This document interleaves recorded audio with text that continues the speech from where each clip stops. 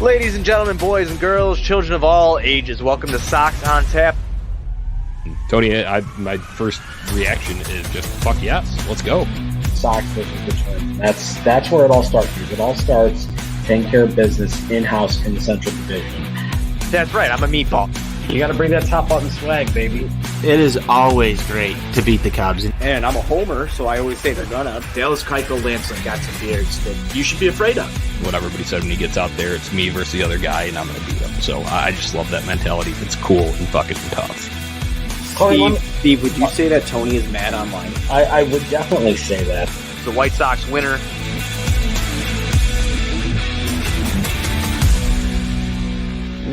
White Sox fans, welcome in. It's Sox on. If you don't recognize my voice, I don't blame you. I barely recognize it. It's Johnny 90 here. It's been a while since I've been on the show, joined by Tony Marchese tonight. Tony, good to be back, finally talking some Sox baseball. Let's crack them and get to it.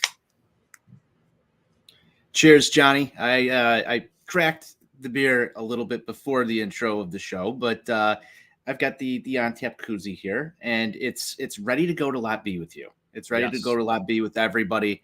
We're about a week away from baseball, and a little bit under 2 weeks from opening the home opener on the South Side. Johnny, how excited are you, man? Man, I can't wait. I thought the delay was going to be longer. I was thinking it was going to be until like June when we were getting towards the latter stages of the lockout when things weren't looking good. But luckily that sped up, and we only had to wait one extra weekend, I guess, 1 extra week or so. Yeah, so not bad. Just bad. A little bit over a week. I mean, yeah. Could have been worse. Could have been worse, right? Yeah. For all intents and purposes, it could have been a lot worse. And I was expecting a lot worse, but we're here.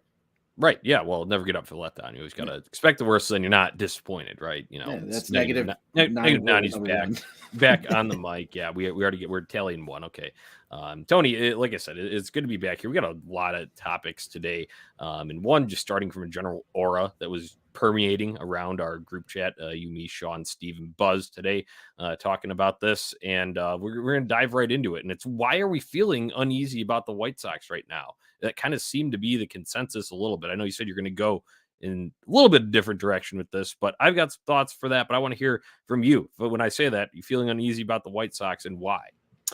See, that's where I said I was going to go a little bit of a different direction with this. I think, for all intents and purposes, I understand where people are upset at the fact that the White Sox didn't go out and grab, insert Michael Conforto name or anybody of that ilk this offseason. It was kind of underwhelming. There was some good signings that the White Sox made. I really like the Joe Kelly pickup. I really like the Kendall Graveman signing. I really like the fact that the White Sox didn't go out and acquire certain people. But on the other end, every team in baseball is going to come into a season with a few question marks. Unless you're the Los Angeles Dodgers and have just an unlimited payroll, you're going to have a few question marks going into this season. I think, listening to the other guys, Sean and Steve, and I think Buzz was in there a little bit too today in the Sox on Tap group chat. But the uneasy feeling, I don't have an uneasy feeling, Johnny. I'm ready for opening day. I'm ready for this team to get out there. As of right now, knock on wood, we have a fairly healthy ball club. I know the motto right now for everybody seems to be like, just stay healthy.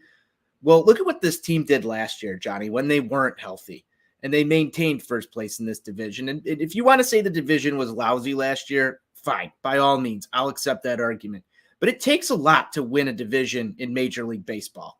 It's not exactly just that cakewalk. And yes, the Sox had some trouble against teams outside of their division last year, but a lot of other teams did. And I even remember Steve writing an article for On Tap Sportsnet about how this would play into the Sox postseason and that they still had a chance, and even that was overhyped. So I think the uneasy feeling, Johnny, for a lot of people right now is just an overhyped lead into the season. I like the fact that this team seems to be down to business. I think that's going to bode well for them down the stretch. In fact, I'd like to see them play just a little bit tighter than they did last year instead of, all loose and fun. I want them to be focused on this because you've done the same thing 2 years in a row. These guys feel it. They know what the goal is here. They know that they've been to the playoffs. They've had that taste. This is the next step. This is the most serious year of White Sox baseball. I think the uneasy feeling might just be a little bit of nerves for some people. I'm ready to rock this season, man. I think they're gonna do very, very well. I like that you brought up nerves there. And I think one thing that is, at least externally, is making people a little nervous right now is Jeff Passan coming out today and predicting the White Sox to beat the Dodgers in the World Series. So that is, granted, it's an external expectation. It is a baseball reporter. Granted, Jeff Passan is a insider, hashtag confirmed. But either way, that when you hear that kind of stuff, you think about those expectations and then you think, can we get there? And where I go is, why should I believe so much more? I don't get me wrong. I enjoy the bullpen acquisitions that they made, but those bullpen guys alone aren't putting you over the top, in my opinion. So what's different than what we trotted out there last year, really? And I know we can bring up, and we'll get to the starting rotation, Dylan Cease taking next step. And I fully believe that he definitely can. But even then, it's an overall team game. And we had a pretty damn solid rotation last year. Let's not underscore that at all. And it still played out to where those guys didn't show up when it mattered most. And every other team that advanced or won something, won a pennant, won a World Series, they had their top guys bring their top shit when it mattered most. And we didn't. So, like, right now, I'm still, like, oh, yeah, we're going to get into the rotation here in a second. But just part of that, maybe part of my uneasiness, Tony, when we were talking about the rotation and during the C start yesterday, it was, I believe, in the rotation from April until August. But after then, I'm like fully expecting the meltdown that we had.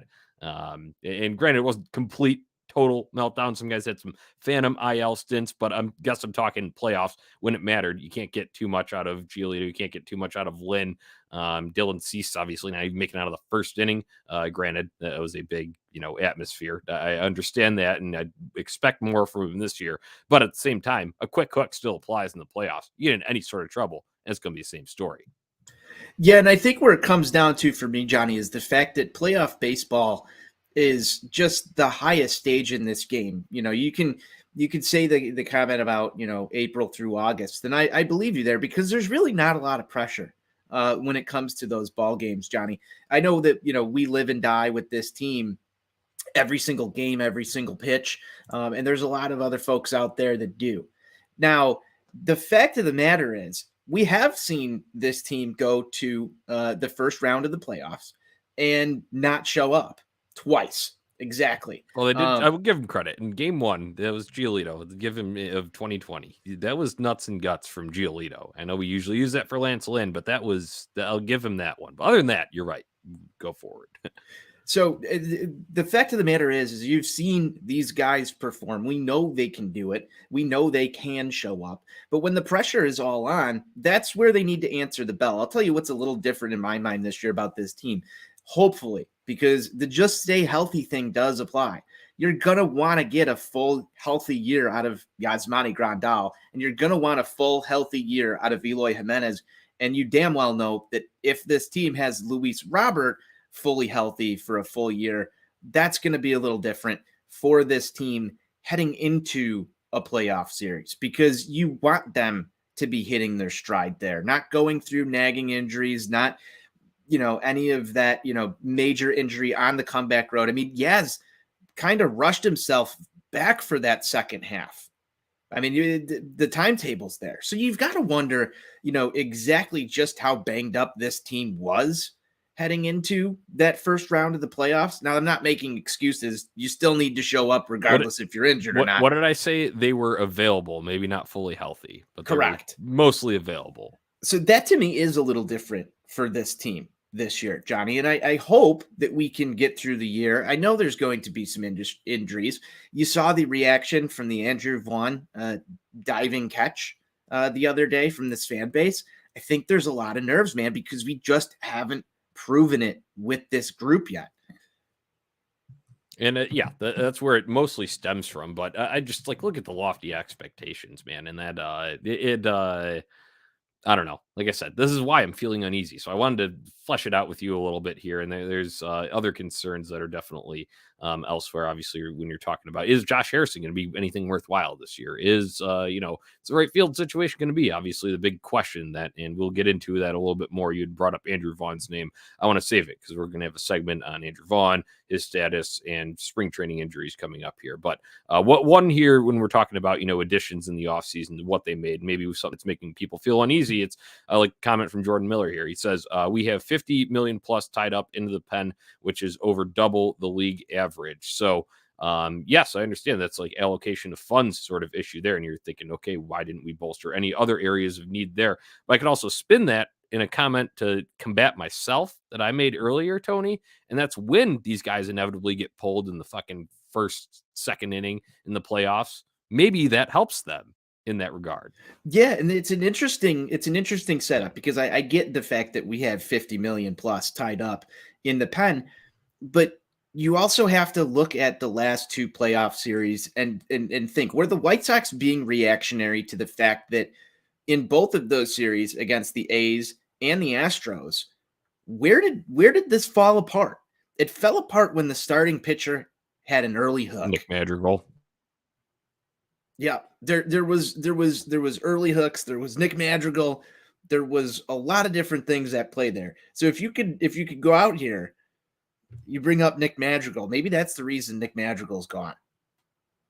Maybe that's why you have 16 mil plus in Craig Kimbrell. Johnny, I don't know. Yeah, I just, when you talk about, downfalls there, and it was just, it was all of them last year. And granted, Houston's a potent lineup, but when you just like, look, you need at least like to help yourself have a chance. You needed at least one of those guys to give you a substantial outing. And honestly, in that series, 4 innings would have been substantial. You weren't getting that.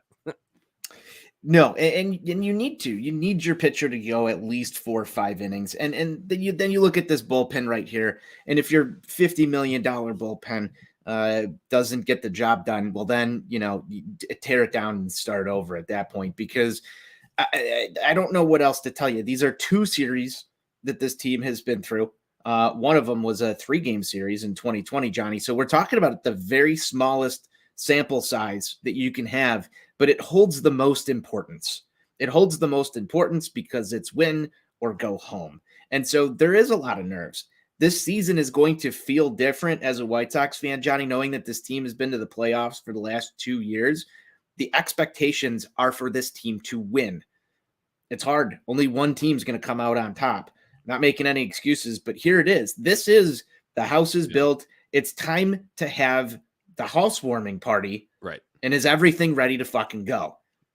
Yeah, right. Okay, so another point that you brought up there too with the nerves, doing when it counts, and all of this was, and I will go back. I combated myself. I played a little devil's advocate with myself and some Sean's comments that we had about our concerns and why we're feeling uneasy. In expectations, this is a big factor in it, and to play devil's advocate to that. So to myself, I'm the one who's more concerned here. Tony's not as much, but me and Sean are. But I try to combat myself, he's, take the other side. And it's okay. Everything was kind of outside of Adam Eaton last year. Everything was pretty gung ho. We were like, okay, yeah, we got a little taste in 2020 now. Like, this is our time. It's go time. And this is before the injuries piled up. So I'm talking about, expectations kind of entering camp more so. But that's what the aura was, right? Around fans, there's a lot of buzz, and Sean talked about a lot of social media posts from like the White Sox stuff, and he feels like some of that's like dialed back this year and all of that. Well, maybe that's a good thing. Maybe it's my line, that don't get up for the letdown thing. Well, don't go and overhype yourself before you haven't done anything yet. Then let the play on the field do the talking, and that could be a factor that maybe is a pleasant surprise for us that may be feeling uneasy right now. So I needed to get that out there because I need to feel better about it going in, because don't get me wrong, I truly am excited for this season, and it's going to be one of the best that I've lived through in my life. I fully believe that, but at the same time, I'm nervous about it as well. I think a lot of people are, and I think the social media stuff, Johnny. You run the social accounts here at OnTap Sportsnet. I would say I still seen a fair amount of White Sox hype from their socials. And I think that, they're probably branching out to some other platforms that are out there now to post some of that content. You've got all the reels and TikToks and everything else. We've got Steve Peredzinski in the chat. Big fan of the show. Hey, yo, boys. Hey, yo, Steve. How you doing out there in Northwest Indiana? Jonnie, the fact of the matter is, I really like what you said. Let the play on the field do the talking. We haven't made it into the games that matter. Right. I want to double down. I want that first playoff series to do the talking this year. Yes. If I'm looking far ahead, that's what. And I think that really is more of kind of, I think, what gives me a little anxiety just because of the playoff failures. And like you said, small sample size, weird setup, 2020 3-game series, wild card sort of thing, expanded playoffs. Last year, obviously tough first round opponent, but you got to beat those good teams to get there. And it's just, with what they've done or lack of what they've done in total, it just, to me, right now, doesn't feel like it's over the hump. But at the same time, it will be the games on the field that do the talking. So I guess we won't find out until that second week of October, since the season got pushed back there. So that's going to be a long stretch of anxiety, but I'm here for it. I'm here for the ride. I'm ready for it, Tony. That'll sum up our uneasy portion here. Let's move on to the next part here. Do we believe in the starting rotation? Oh boy, this is a tough one, because you do have to look at this and say Carlos Rodon is not part of it anymore, which I never thought that I would sit here and be muttering, Jonnie. Like, honestly, I never thought that, a couple of years back, I'd say maybe when he was first drafted, it was something that I expected him to be a top of the rotation guy, but there was a fair amount of time where Carlos Rodon was your perennial, is this guy going to be healthy heading into camp? Then all of a sudden last year, last year, he goes out and he performs to the level of Carlos Rodon that you expected when you drafted him.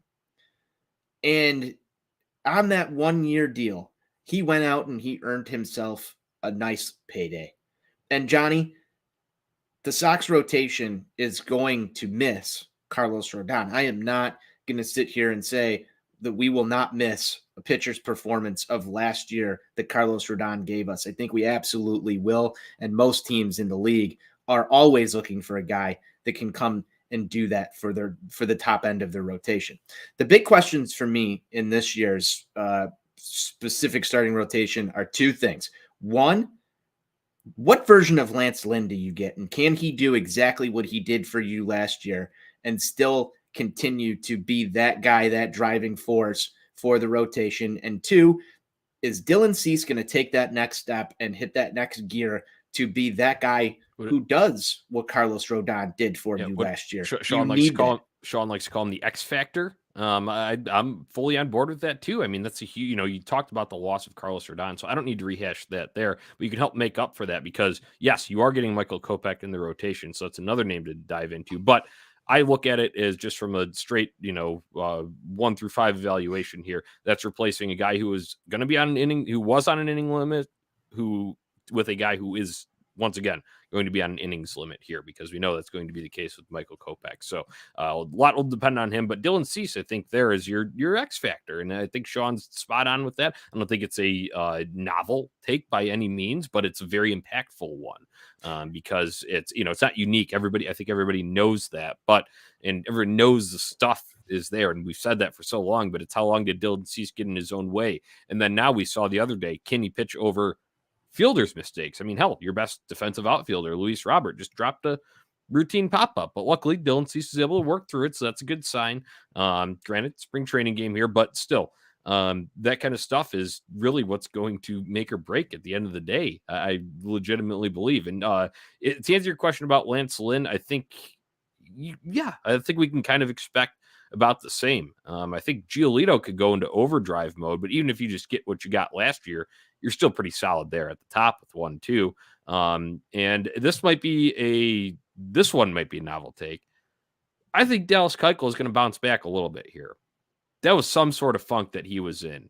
He's not going to be great by any means. Don't get me wrong. I'm not going and saying that Dallas Keuchel is going to be a staple. Fuck, he might get left off the playoff roster again. Who knows how that shakes down with injuries when it comes down to the end of the year. But I saw a few starts earlier in the season against good teams in June And it's everybody forgets about that because the end of the year was so abysmal. And I get it. When it counts, you're focusing on that. It's what have you done for me lately business. But I don't think the last half of last year is all that Dallas Keuchel is. And guess what?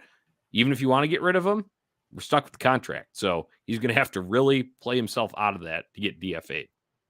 So, yes. And Dallas Keuchel needs to bounce back, not just for the White Sox, but for himself a little bit here. And I think that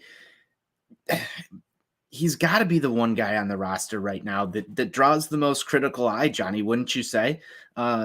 It's going to be hard for Dallas Keuchel, I think, to reestablish that relationship with the fan base where there's going to be any sort of trust in him. And I kind of rightfully so. Last year was abysmal. Yeah. Like I said, the finish to last year was abysmal. So I don't doubt. And if you want to, rip me for saying that he would bounce back, then sure, I agree. You do got to see it, but I just don't think that's the total makeup of what he is. If you get better from Dallas Keuchel this year, this rotation is going to be in a little bit better of a spot. I mean, if you follow you're only as good as your weakest link through that rotation, if you could get a little step up from Dallas Keuchel and Michael Kopech comes in, and I know he's going to be on an innings limit and a strict pitch count limit, but if he's got the elite stuff that you saw at Flashes last year, Michael Kopech's a gamer, and he's going to go out there and just kind of, I hope he follows the momentum and the energy that you get out of guys like Lance Lynn and spending a little bit more time with that starting rotation. Who knows what you get from Michael Kopech right there.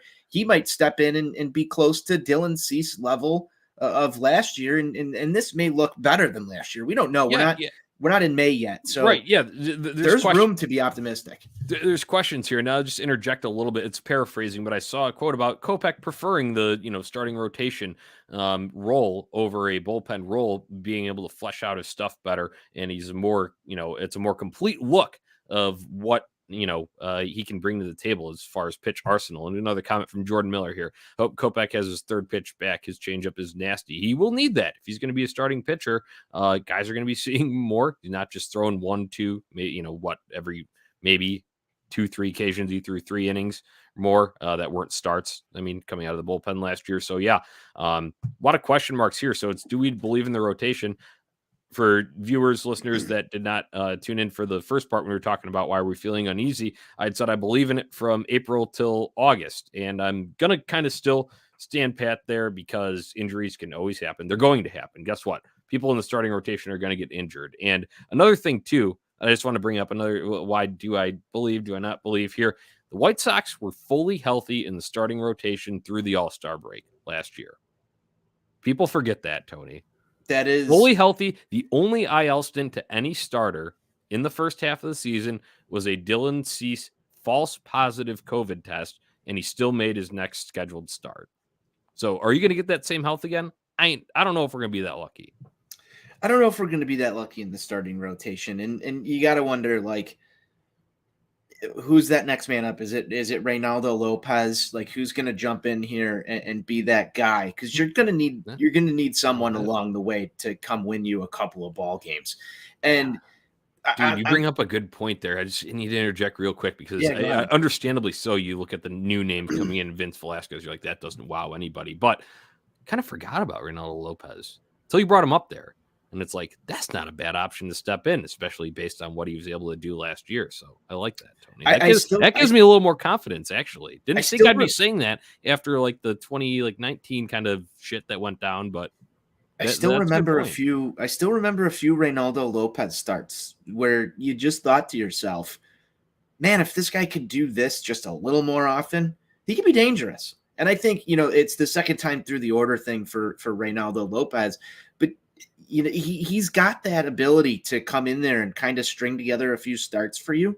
So if you do have some struggles with Dallas Keuchel, if you do have some struggles with Michael Kopech and you need to grab a spot start from someone, you got a guy who's got some experience at the major league level doing it that's had some success behind him.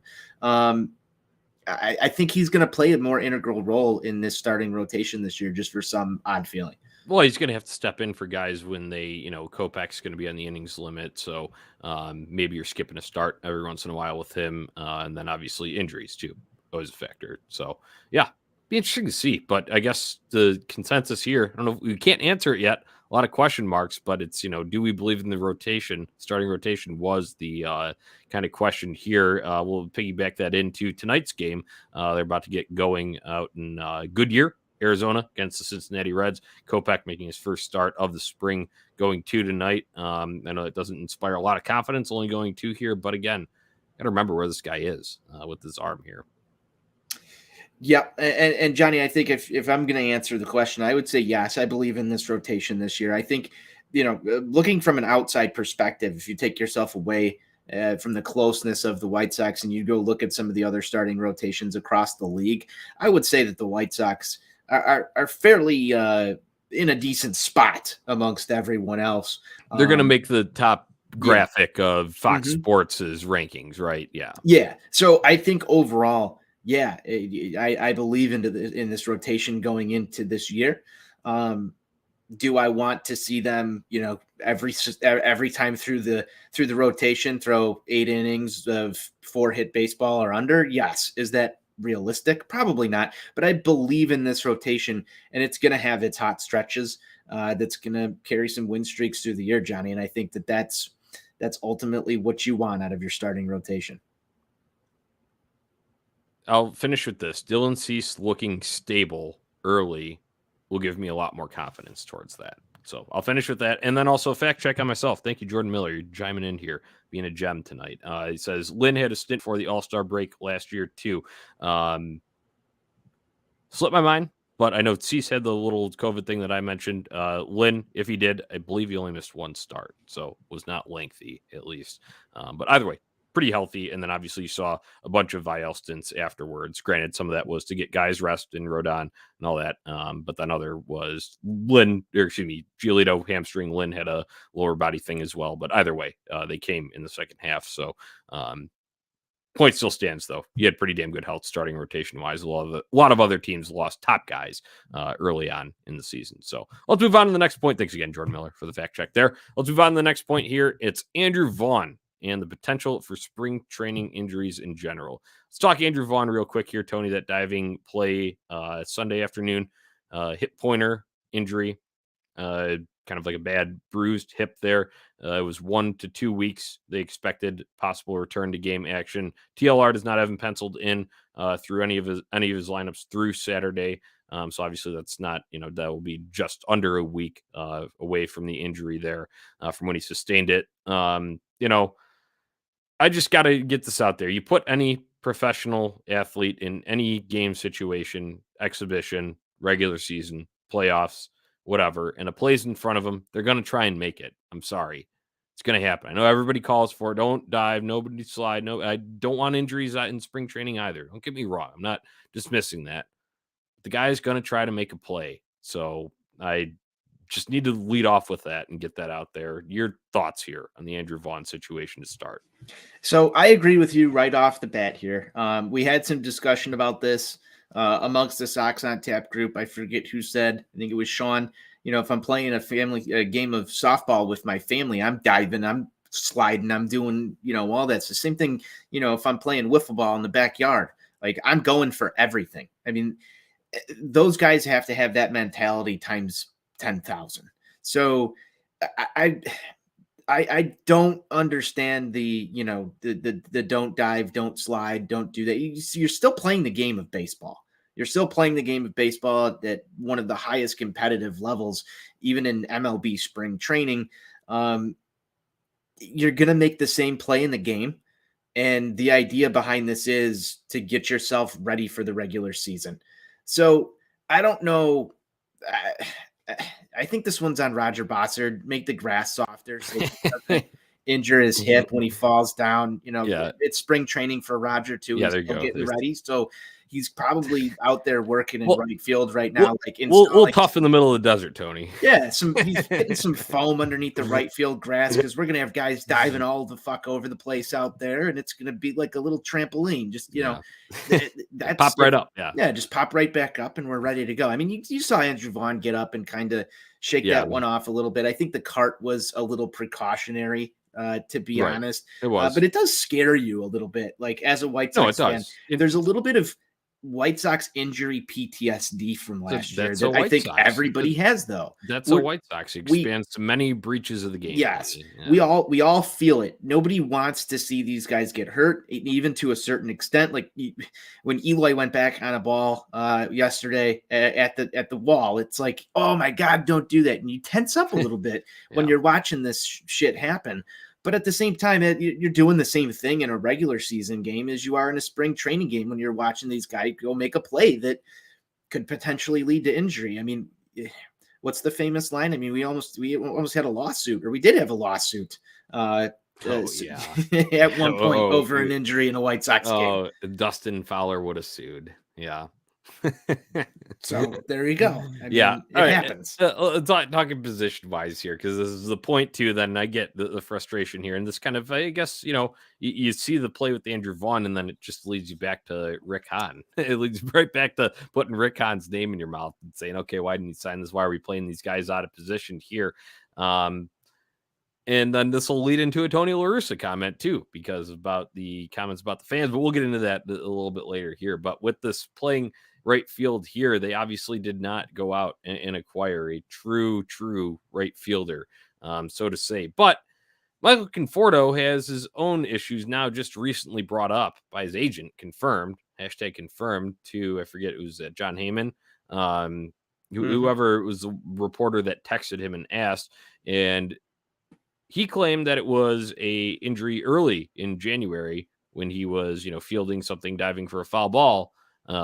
He had an injury, and that was part of the reason why he hadn't signed yet. And then we get the tinfoil hat time from White Sox Dave, random Twitter eggs sending him stuff, but claimed possible bachelor party injury. Whatever it is, shouldn't these people be praising Rick Hahn for not signing Michael Conforto because he goes too hard in games situations that don't matter? See, I was being led down this exact path right here, and one would think that everybody who gets up in arms over spring training and off-season injuries would be like, wow, crisis averted. But, some people have doubled down on this one just a little bit more, Johnny. Michael Conforto was never the guy that I wanted the White Sox to target. Don't know why. Don't have a rhyme or a reason. And I think the reason you so highly touted is just availability. I was like, okay, this guy, and it was, left-handed, and then he's just available. But I'm going to ask you an honest question. Like, if the Sox went out and signed Michael Conforto to a 5-year, $100 million plus contract, Johnny, does that shut everybody up? Does everybody stop? No, God, does everybody stop saying like, "Oh, it's on to the next thing"? Yeah, it's on to the next thing there. But at least it would say that you addressed a need. And I will concede a little bit here, because when you're talking about last season, even though the trade didn't work out, just when you're talking about addressing area of need, people did at least applaud Rick Hahn for making the move to do so and address that need by trading Nick Madrigal and Cody Hoyer and getting, your two bullpen pieces back. And like I said, Kimbrel didn't work out the way that you wanted to, but it was a win now move. So I think that, at least in that regard of the win now move, fulfilling a need, that might be dispelled a little bit, but like you just said, it would definitely be on to the next thing, and there would be another thing to worry about, because the next, say, someone else got injured in a different spot, and Val got shaken up the other day. Hey, if he went down, it's Rick Hahn's fault for not signing a backup catcher yet, right? Well, and that one scares me too. Like, there's and again,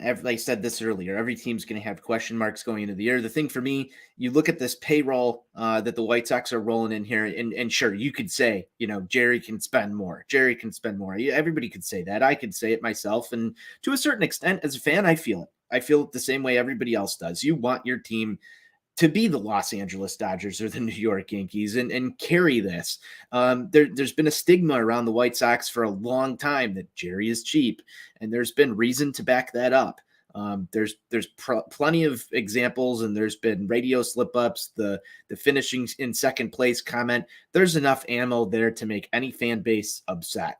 But if you look at the facts of the situation, Johnny, if you look at where the White Sox sit in payroll, at an all-time high, where you look at Them being at least in one point this offseason. I'm not sure exactly where they sit today with some of the other signings that have been made in baseball since I saw this information.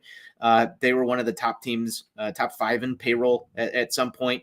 And then you kind of look at where they are right now. You know that Tony La Russa really likes Gavin Sheets' left-handed bat in the lineup. He's made comments about him dating back to last year's spring training.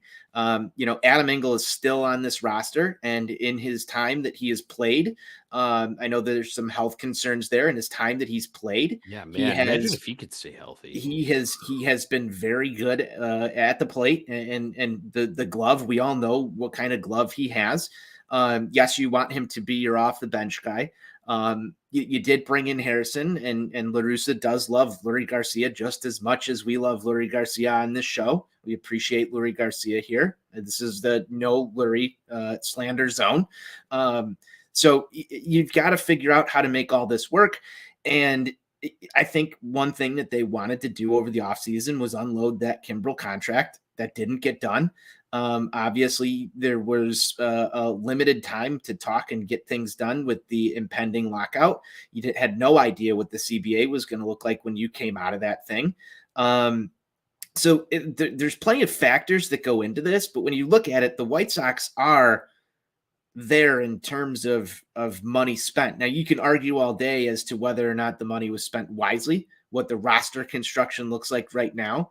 But when you add those factors in there, and you think that the White Sox are going to go toss another $100 million on top of what they currently have obligated to people, knowing who's going to be up for, renewed contracts, it's kind of hard to see them actually going out and doing a lot more than they did in terms of dollars spent, even though you want to see it, right? But there's still options, as I've said before, to add to this team at the trade deadline. If Gavin Sheets isn't cutting it and Adam Engel is not healthy, I have a feeling that this team would go out and address right field. If Sevi Zavala gets banged up, I have a feeling that Rick Hahn would go out and try and attempt to patch catcher. The thing that scares me more than anything right now, like even more than the fact that we didn't add, is what does that trade deadline look like this season? And what asset gets moved? Do they mortgage the future for one championship?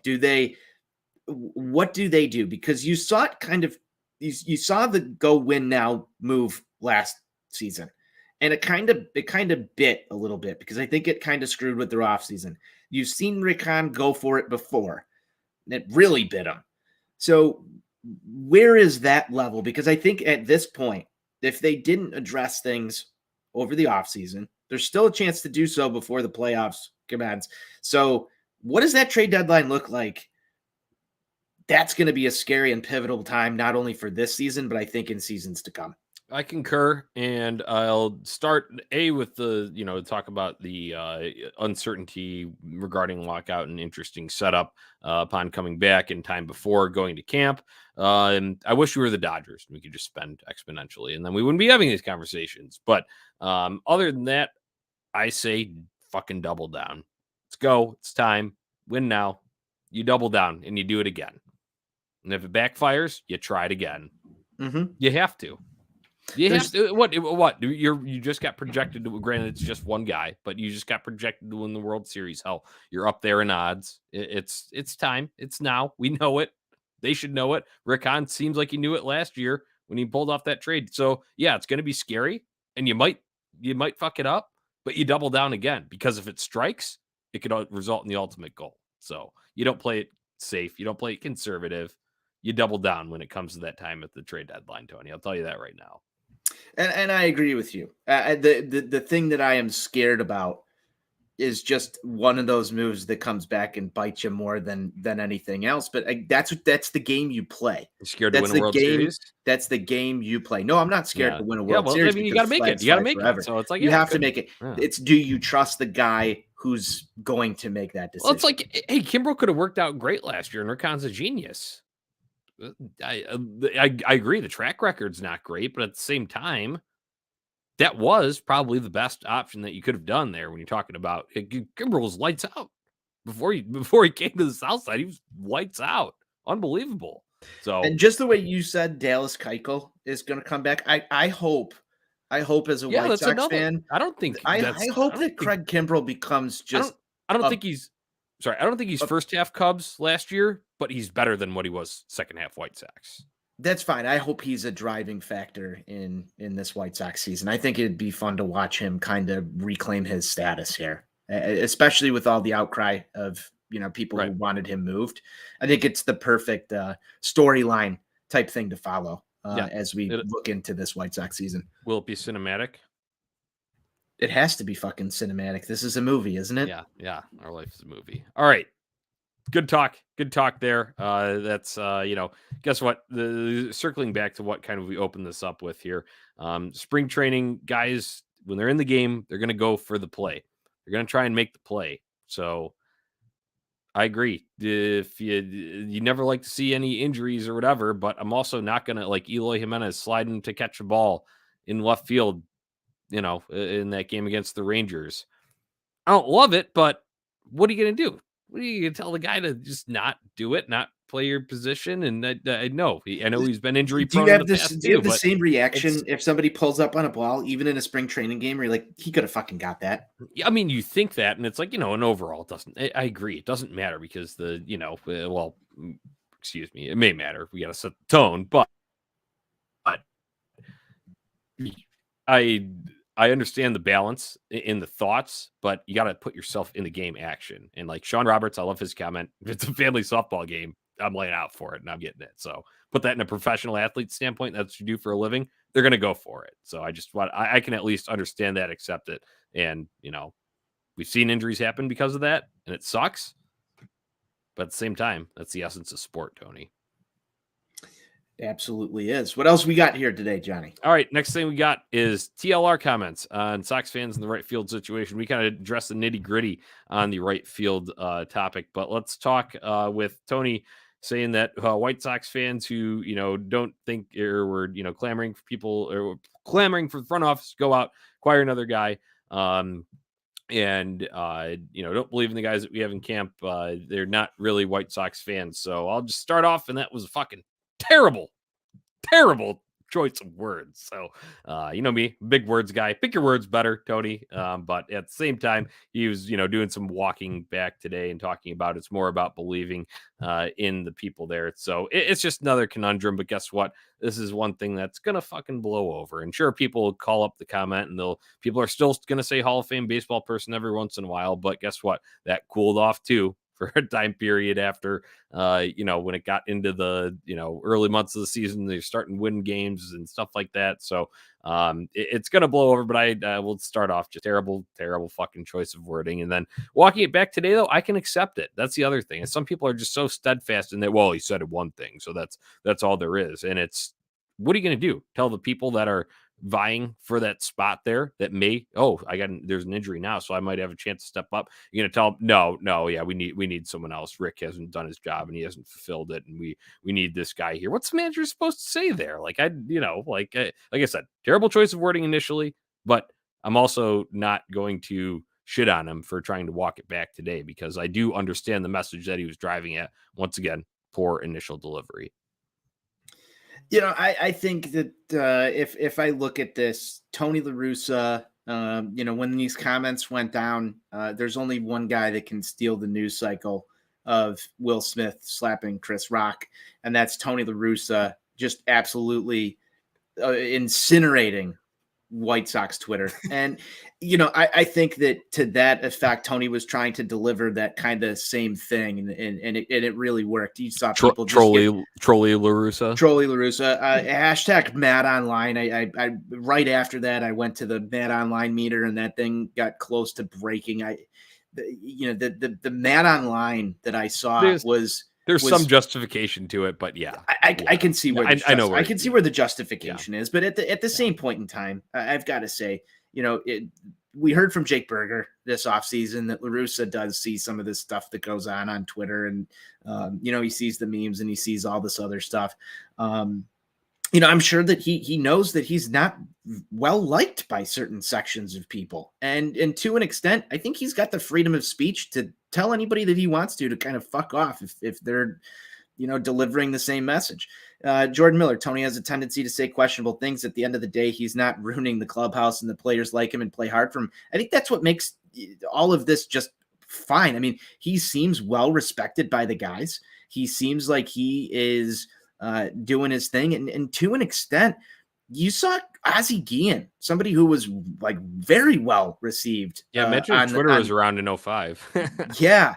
Imagine if Twitter was around in 05, the questionable things that came out of Ozzie Guillen's mouth. To a certain extent, if you're causing stirs in the fan base and doing this, I'm not saying he's doing this intentionally, but it takes a lot of the pressure off the guys a little bit to just go out there and do their job.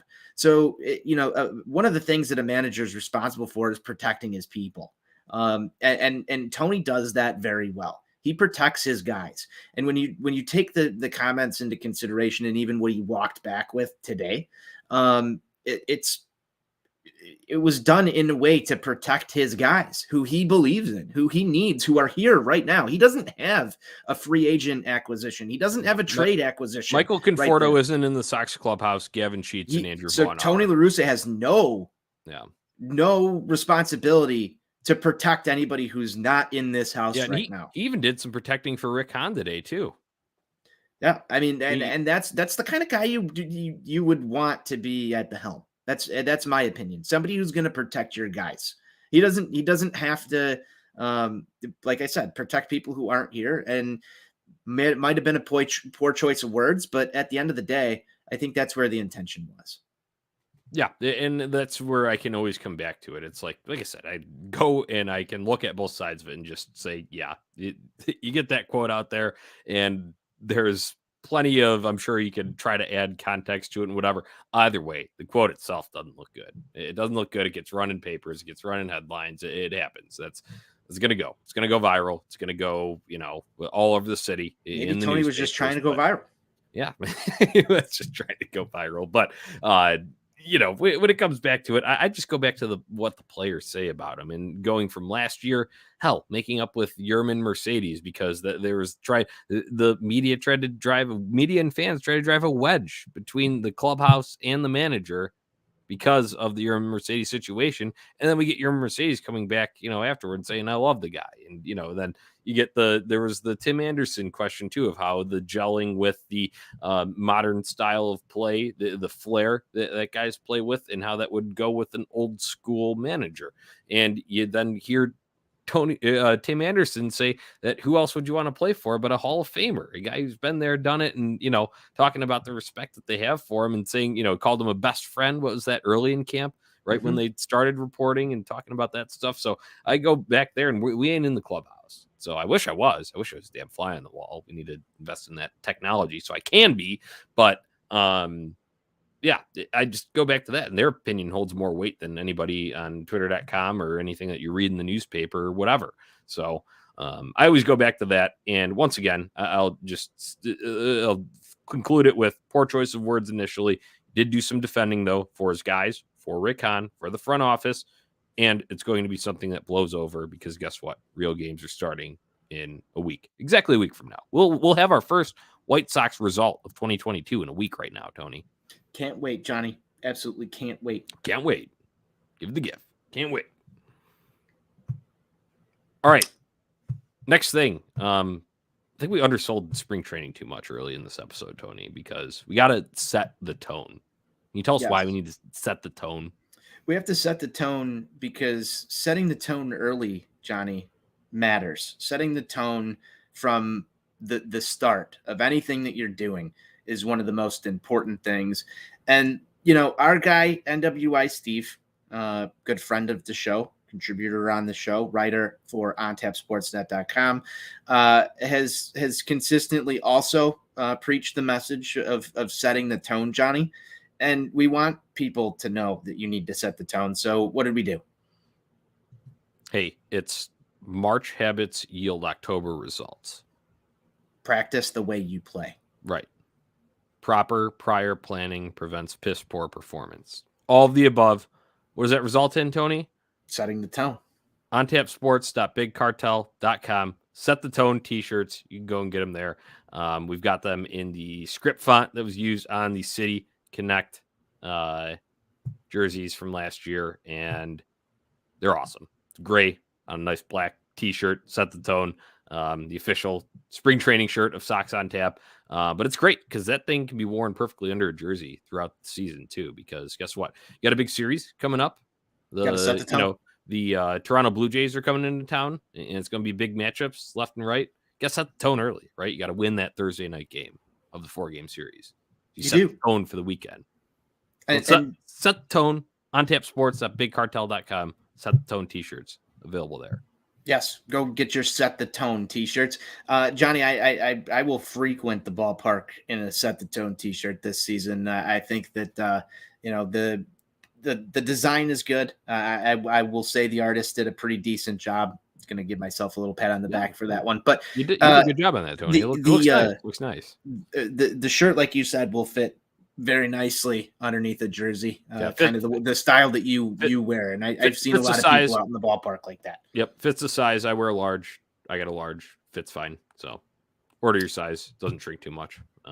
Good stuff. Yeah, no, it's good stuff. So those are available once again on tapsports.bigcartel.com. You can also go to ontapsports.com and just click the little shop tab up in the upper right hand corner. That will redirect you to that Big Cartel page where you can find that. It should be the first item right on top since it is the most recent item there. So plenty of other good stuff up there.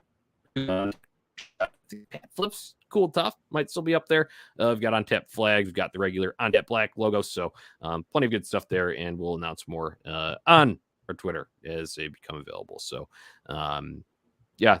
final thoughts here. I mean, we're getting ready. The Cactus League action should be getting underway just about right now, as it's 8:06 here in Chicago. I believe that's when they're starting out in Goodyear. So final thoughts here. Thoughts on Mike Kopech making his first start? Anything? Close this thing out?